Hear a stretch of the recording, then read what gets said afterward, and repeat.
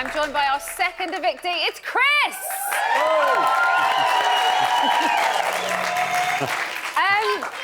You're out. I'm out, yeah.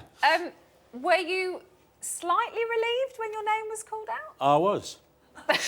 Tell me why, Chris. Well, I've just got fed up with it. I mean, you know, it's so mad in there. And I thought I was losing my sanity some of the time. I mean, there was just crazy arguments all the time and shouting and screaming and it got a bit boring, actually. You know, they just go on shouting and screaming. Right. I mean, it's been quite a watch for us, hasn't it, as viewers? Yeah, I guess it has. We get an hour of highlights. Yeah. You are living in it 24 hours a day. So it must have been pretty intense. Yeah, it was on a time. I mean, I didn't actually get involved with any of it, so yeah. I mean, it was just listening to people talking very loudly.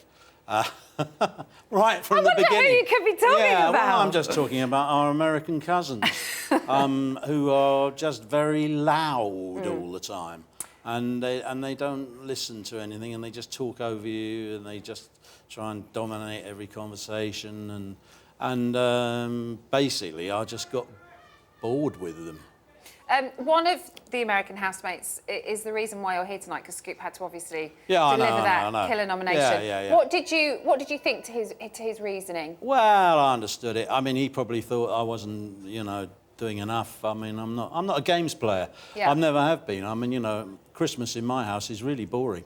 I mean, you know, they all know we don't want to do that. Who wants to play charades? But anyway, we did hear you I do say, that for a living. What? Well, exactly. We did hear you say that, you know, when the nomination happened, you said, I'm an actor, I read a script, I do my job. Well, yeah, I mean, I wanted to do me. my best in here, and I did. I tried to keep myself sane, basically. Yeah. And the other thing that you cannot sleep at night, because they all bloody well snore. And so, well, we've heard Scoop, haven't we? Yeah, we have heard Scoop. Oh, well, yeah. I heard him every night, and I heard various others who chimed in. It was like an orchestra most nights.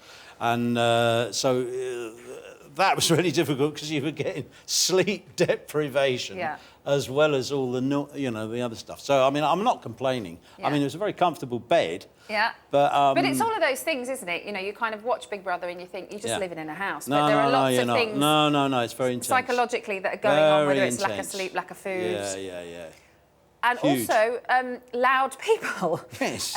In your VT before you went in, you said that prattling American women would be your absolute nightmare. Yeah. So I got it. I was going to say, did your nightmare come true? Yeah, absolutely. Full 100%. And, okay. 100%. Let's talk about them then. Let's start with Farah. Yeah. What is she like? We obviously, again, watch a little bit. I don't really know her, actually, her. to tell you the truth. I don't know anything about her. I just know that she kept kicking off with various people. Yeah. I don't know why. I don't know the reasons. I mean, somebody put something on her bed. Well, listen to them now, screaming about her. Bloody hell. She'd be lucky to escape with her life. I think she will. I think she will. Yeah. She kind of had conflict with quite a few of the housemates. I know, she did. Why do you think not you? Well, because she doesn't seem scared to go for anyone, does she? Well, I never spoke to her. Right. I just ignored her. I said, don't come near me.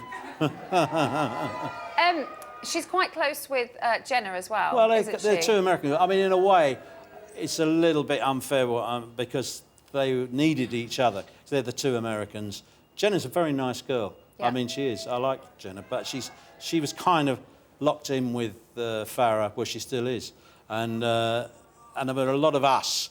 The Brits kind of stuck together. I mean, I had Sherry to talk about the business and all that, and Bobby to keep me amused. Yeah. And and all that. We also had Austin, and he's more like one of us. The Brits group. Yeah, I mean, he lives in Huddersfield, you know, and he loves Britain, and he loves everything British. Yeah. And he was kind of, he was the one that was like really with us. I mean, not in the competitions, I have to say. Well, yeah, absolutely. But also Jenna she pulled him up on that, didn't she? Saying, you know, I don't know, I didn't hear that. I think she might have done, yeah. Yeah, she did. She said, you may live here, but you're still Team America. Oh, yeah, he is. is. But I don't know, but in his defence, when it came to the things, you know, the tasks and all that, he definitely was fighting for America. I mean, there was no question. Him and James had their, the brothers. Yeah. They were really against each other, and they meant it, Yeah. Yeah. You always kind of kept your calm in there. We didn't see you ever lose your head.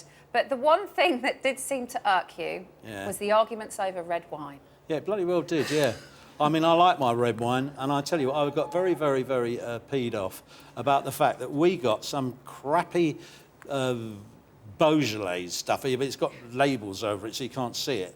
And Jenna, because she's Jewish, got this bottle of very nice red wine, blessed by the rabbi.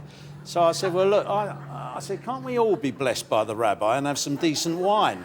But Big Brother never gave me the, never. They always kept sending us this. Well, it's probably got it tonight. So are people just not sharing it? Because red wine seems to be the cause of a lot of conflict in there. Well, it did, because she got upset because we said, well, can we have some of that red wine? And, oh, no, this is my, it's blessed by the rabbi.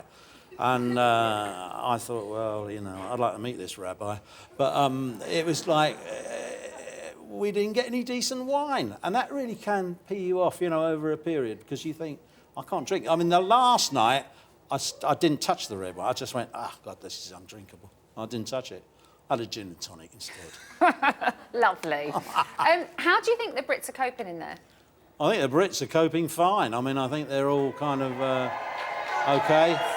They got each other, they're kind of they're kind of lively with each other and friendly. They're quieter. It seems like the Americans are kind of going at it with each other. And, they seem to fight amongst each other, the Brits, and but the Brits. But the Brits are kind of staying tight and not really. Well, they're not turning on each other, are they? No, we're British, darling. We don't do that.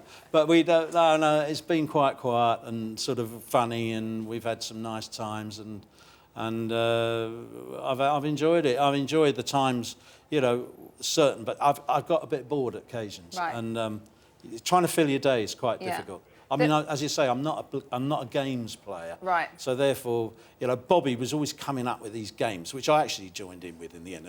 Shoving the tin down the thing and all that up. There goes the tin. And and he started devising various things. Right. And they're all right. They're all right, those games. But found them a bit... So it's time for a bit of peace and quiet then, Chris? Yeah, I hope so. Yeah. Oh, no, don't worry. We're not sending you back in. I'm straight off to New York. Hey, boom, boom, boom. Chris, thank you very much. My pleasure.